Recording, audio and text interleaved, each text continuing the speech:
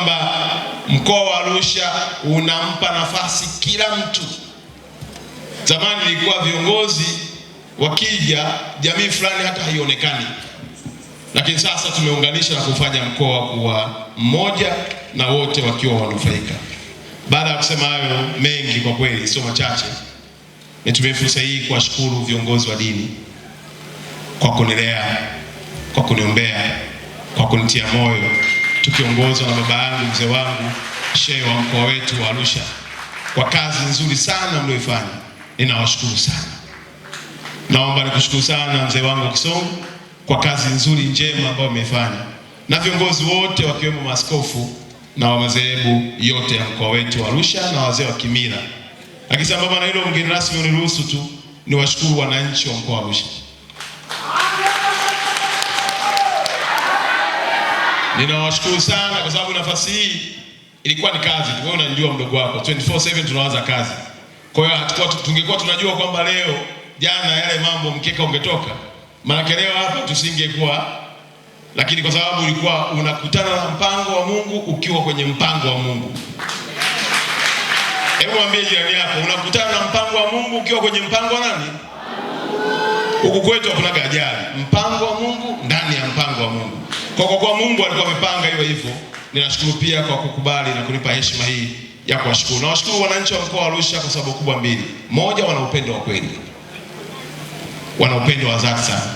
Hakuna jambo mheshimiwa mgeni rasmi niliwahi kuliitisha wananchi wa mkoa wa Arusha wakaacha kuja. Hata hapa nimeunda kamati, wewe ndio mwenyekiti, wewe ndio katibu, wewe simamia mapambo, wewe fanya, na kila mtu anachakalika kama vile umemwajiri. Na hii kazi kubwa mheshimiwa mgeni rasmi imefanywa na private sector, wakishirikiana na mamangu kipenzi UWT.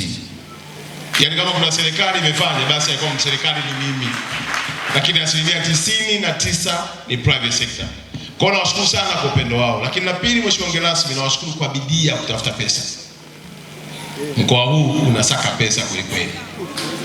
Yaani hapa kila mtu unayemuona, kuna wamiliki wa shule binafsi, kuna wamiliki wa makampuni ya utalii, kuna wachimbaji wa madini, kuna wakulima, kuna kila mtu hapa. Kwa hiyo naomba niwashukuru sana kwa kipindi ambacho tumefanya kazi kwa pamoja. Kwa kweli nina kila sababu ya kusema asante. Ni hotuba ya kuaga ndio naaga hivyo.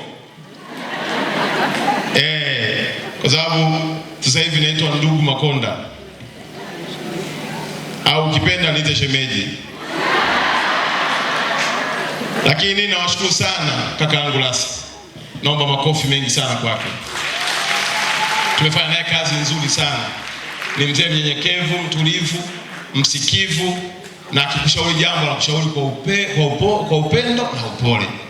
Lakini nawashukuru wafanyakazi wote wa mkoa wetu, wilaya zetu zote.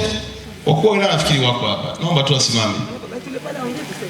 Mkuu wa wilaya wa jiji la Arusha, mkuu wa wilaya ya Longido, na wakuu wa wilaya wengine, na mwingine jana amehama ameenda Ilemela, ndugu yangu Mkalipa, na wengine ambao wako safari. Nilikuwa nimewapa ruhusa kwa sababu na tulipata mtu mmoja aliteuliwa hivi karibuni. Kwa hiyo nawashukuru sana. Naomba pia mnifikishie salamu za upendo kwenu mpaka kwa madereva na walinzi, ya kwamba nawashukuru mno, kwa sababu bila nyinyi hata hii heshima tunayopata tusingeweza kuipata.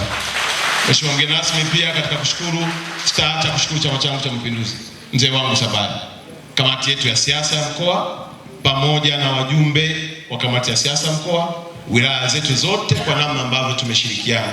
Kwa kweli ninaona nikiendelea kusema tabubujikwa na machozi ya furaha, lakini nawashukuru sana sana. Neno moja nawaambia, kwenye maandiko matakatifu Mtume Paulo aliwaambia, ndugu zangu, muimarike mkazidi sana kuifanya kazi ya Bwana, kwa kuwa ujira wenu si haba mbele ya madhabahu ya Mungu.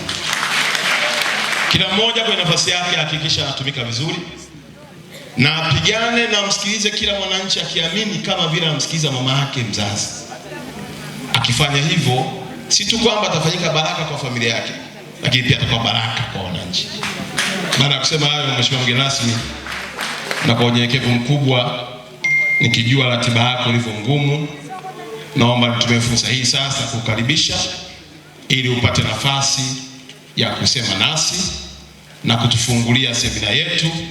Na niwaambie tu ndugu washiriki wote, kila kitu kimewezeshwa na Daktari Samia Suluhu Hassan.